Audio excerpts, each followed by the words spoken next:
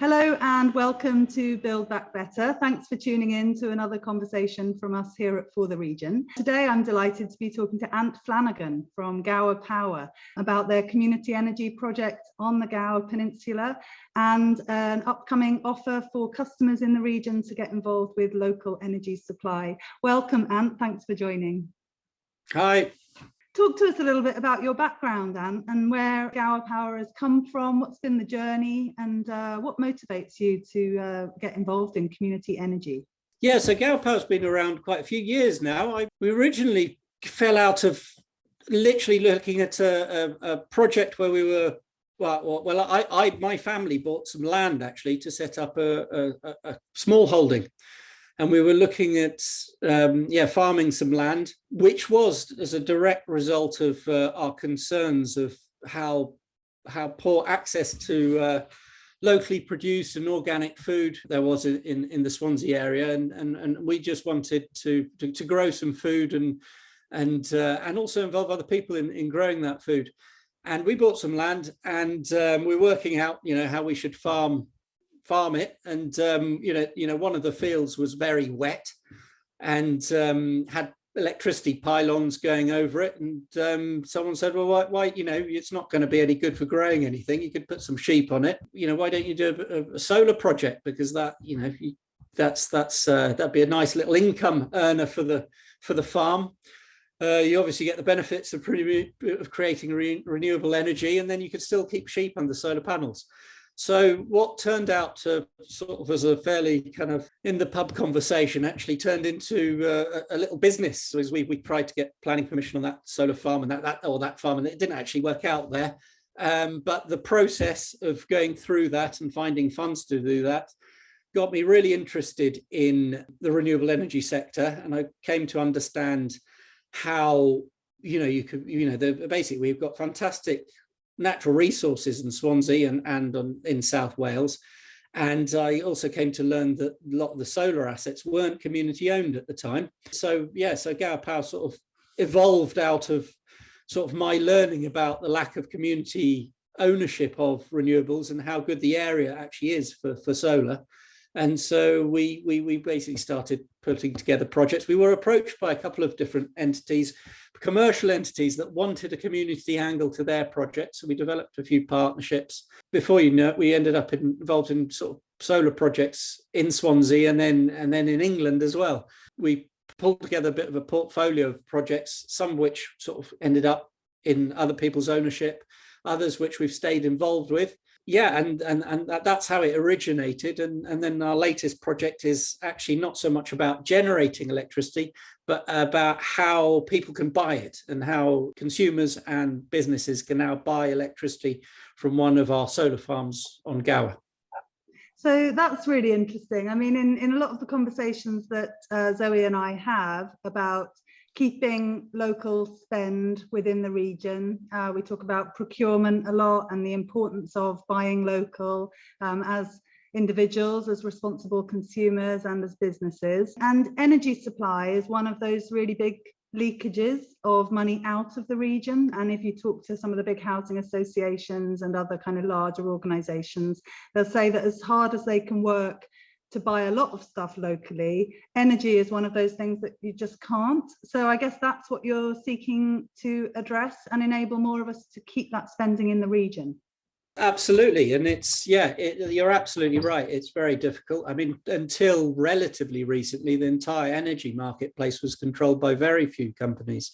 Fortunately, in the last 10 to 5 years, it's totally evolved. And now we've got lots and lots of small energy companies, many of which are, great companies doing great things and really putting a lot of focus on renewables. But yeah, it's still the case that it's very, very hard to buy your electricity from a local generator, and energy companies, they tend to be based elsewhere. So it's, there's a lot of different reasons why that's the case. But yeah, it certainly is the case. And yeah, it's something that we would love to help crack that and help people buy their electricity locally. So you're generating electricity on Gower. Is it on one particular solar farm? And have you got technology in there? And then tell us then about what the opportunity is for businesses and presumably households as well locally. Sure, yeah. So what we have is it's a solar farm for this project. Initially, we're working with a solar farm in Dunvant on the fringe of Gower. It's just on the or the edge of the AONB, and it's a 1 megawatt solar farm. So that's in terms of panels, it's like 3,500 panels or something. It's about 6 acres of solar farm that generates enough electricity to power around 300 households when it's on full pelt. And what we have done there is we've installed a storage unit. So that's a brand new piece of technology. It's a Tesla battery. We've installed that. And so essentially what we're doing with electricity is we release it onto the grid when it's needed, or we charge the battery and then release it on at a later date. And now there's the latest evolution of this project is to sell the electricity locally. So yeah, we're opening this offer now, and we're looking for up to 300 new customers, which can be either households, consumers, or small businesses. And yeah, but those customers have to be in the Swansea area. That's I need to say that because we're doing a very close monitoring of how the electricity is being released and then used, and we actually match what is used by our customers with what we generate and keep a close eye on that. It's interesting, isn't it? From my basic knowledge of the energy market, quite often we are sold renewable energy tariffs, and there's this sort of confusion, isn't there, that actually it's the same wattage coming out through your plugs, whether you're on a renewable energy tariff or not. And I think there's a problem in the industry, isn't there, about kind of greenwashing of energy tariffs, that what we think of as a renewable energy tariff perhaps isn't as green as we would like it to be. Can you talk a little bit about that? Yeah, sure. I mean, I'm no expert, but there's definitely the case that there is a lot of greenwashing. So when you generate electricity, you receive you get certificates for receiving that, for generating that electricity, and you sell those certificates. And unfortunately, there's a secondary market. So those certificates can be sold separate to the electricity that's being generated. So essentially, you've got companies that buy up those certificates, but don't necessarily buy up the electricity. And then they sell the electricity as if it was green electricity, but actually all they've bought is the certificate. So yeah, not all renewable energy or green tariffs are actually green. They're not what they say on their tin, and it is an issue. It's very confusing for consumers. I mean, I don't particularly entirely understand it, but I do know that it's, there are definitely some companies that are a lot greener than others. So you haven't had to set up an energy supply company in order to do this. I think you're working in partnership. Who are you partnering with? And tell us a little bit about that. That's right. Yeah. So the barriers to entry to setting up an energy supply company are huge. It's very, very complicated. It's very expensive. So we didn't, we researched that a little bit and thought that's definitely not a route we want to go down. So we thought we would work with, an organization that we could trust were what they said on their tin, and also that would provide very good customer service. So we knew our customers would be very interested in that. And so we've partnered with Ecotricity, which is hugely exciting because they're the UK's greenest energy company by a country mile. They've been in the sector from the very beginning. They virtually created the sector with their work. So they're a brilliant organization to work with. And so they will be providing the licensing and the administrative services that we won't be providing. That's amazing. So customers that want to get their energy from Gower Power would sign up with Ecotricity onto a Gower Power tariff. And then tell me a little bit about what you said about how you're going to be tracking and matching. Just to clarify that, so customers will sign up to us initially. That's hugely important that they do that first. So they sign up to us, then they also become Ecotricity customers. And through that process, we get them on the right systems. Yeah, and then so what happens? People need to have smart meters installed because it's absolutely essential that we understand their energy use. So as they use electricity, we keep up to date with that, and then we match that with what we're generating or storing at the solar farm. And that way we know, when they're consuming the energy that we generate or store. What importantly, then when we, our battery, you might have a series of rainy days in the winter, our battery is topped up by other renewable sources. So that was very important to us working with Ecotricity, as we knew that electricity that we would buy from them would be 100% renewable. So then when we don't have, we're not generating on site, it's getting topped up by them through renewable sources. I think you've said in the past, Ant, that you've benefited from a huge amount of support to get this project up and running, and it's sort of a pilot scheme, a bit of a pioneering project, and you've learned a lot along that journey. Has it been Welsh Government that has enabled this to happen? Yeah, so it's been Welsh Government through two schemes. Initially, some of the development work was supported through the Welsh Government Welsh Government Energy Service, and they supported the initial feasibility work, and then we had a successful European Regional Development Fund bid. So WEFO, essentially Welsh European Funding Office, has supported the continued business planning, and then also a significant part of the purchase of the battery. And then we've also then on top of the grant funds we've had also had to borrow money from the Development Bank of Wales. It's a bit of a mix of funding. And then we've also put our own a hell of a lot of our own time in and resource, without which this certainly wouldn't happen. And I think there was a community share offer. I think I'm some sort of shareholder. Yeah, that's right. Yeah, so how it works is when we've set up projects in the past, we set them up as their own entity, and the solar farm in Dunvant was set up as its own entity, which is a community benefit society now. It's called Gower Regeneration, which you're a shareholder of, and so you're one of 413, I think it is, shareholders, most of which live in the Swansea area, all of which who bought shares in the solar farm, and you've been getting interest every year since you bought the shares, thankfully. And yeah, that organisation owns the solar farm, which will be supplying the electricity to this project. And then I think that you put money back into community projects through all of this. I think that's the point, isn't it? About the community ownership and the flowing the benefits back into the local community to support community initiatives. Talk about that.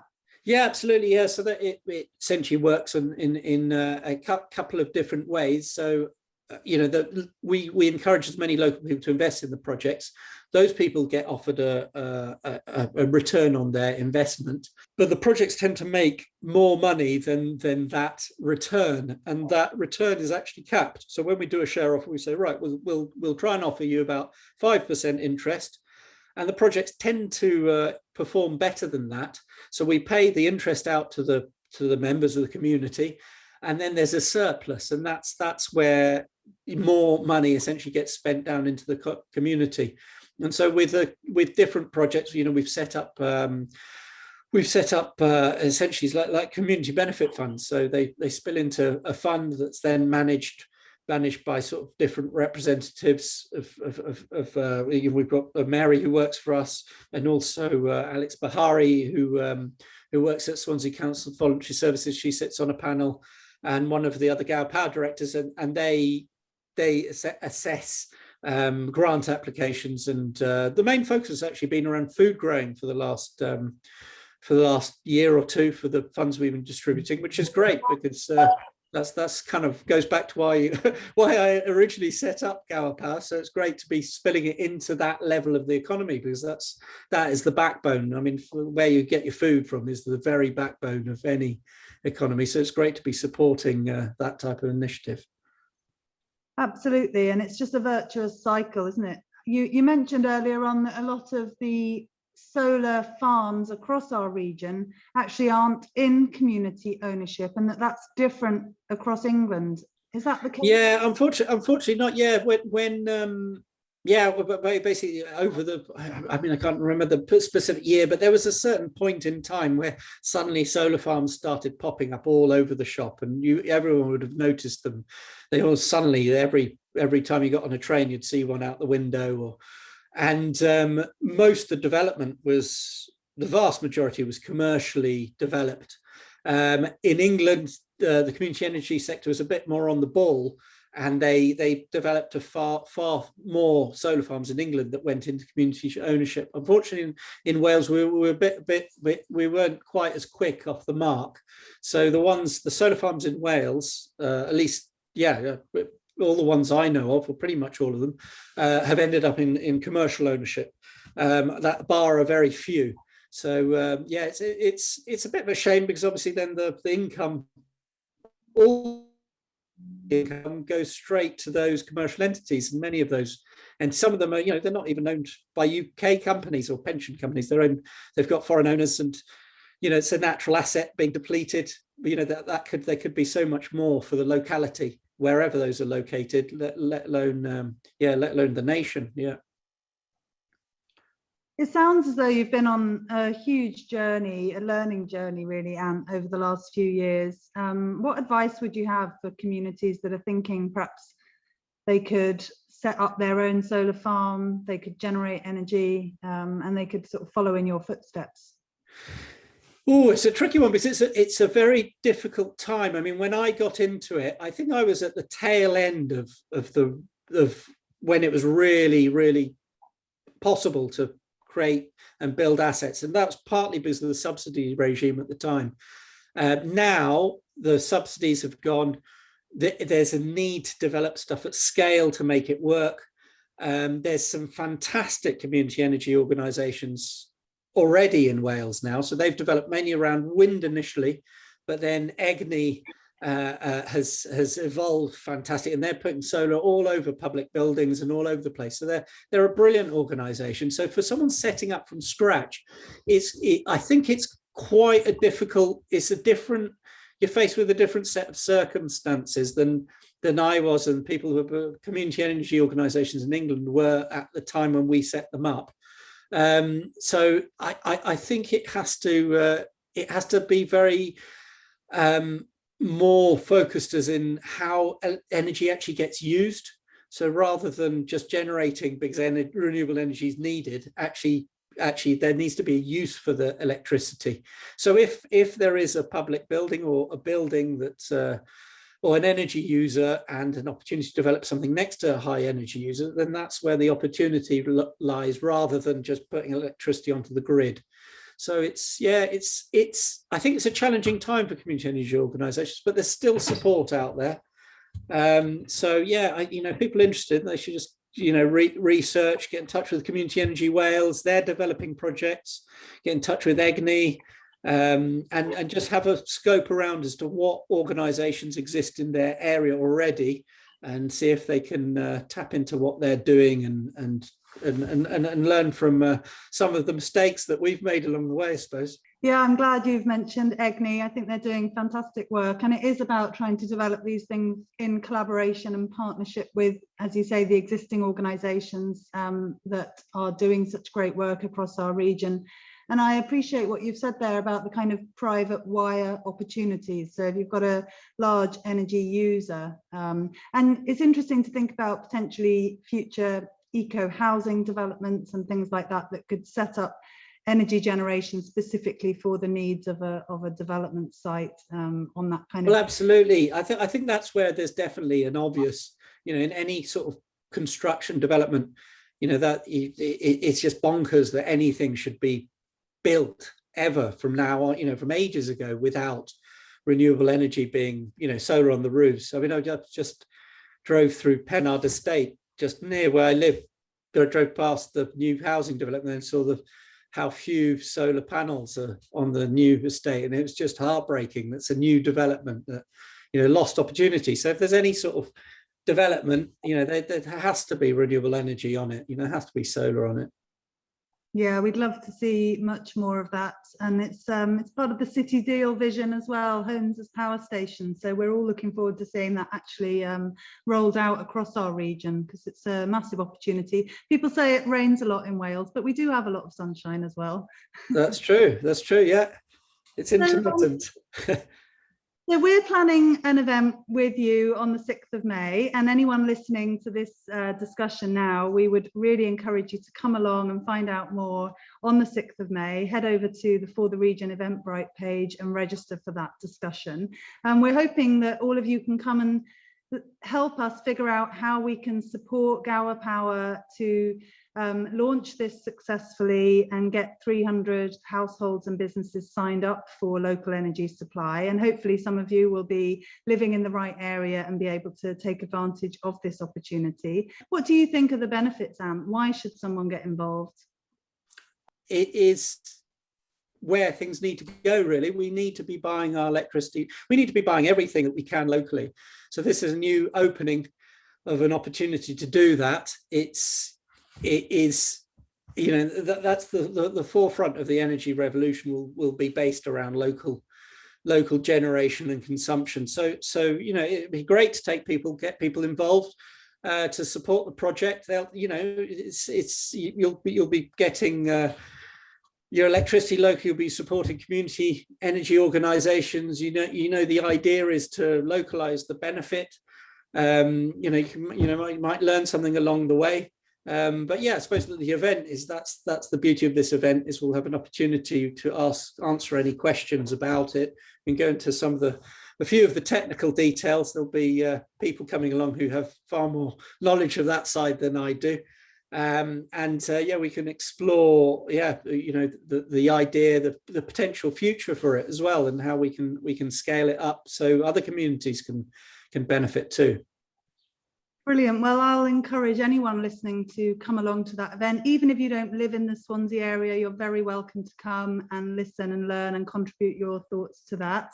As Ant says, it's all part of the move to more renewable energy in our region, the move towards keeping more of our spending local and seeing the benefit of that locally. And it's a big learning journey that we're all on, that we need to scale up over the next few years. So it'll be interesting to get this off the ground successfully.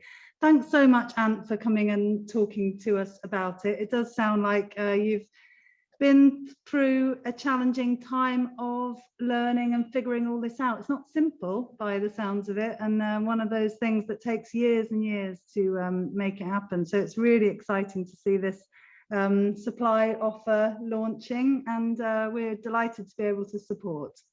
Great. Well, thank you very much. Look forward to exploring it some more.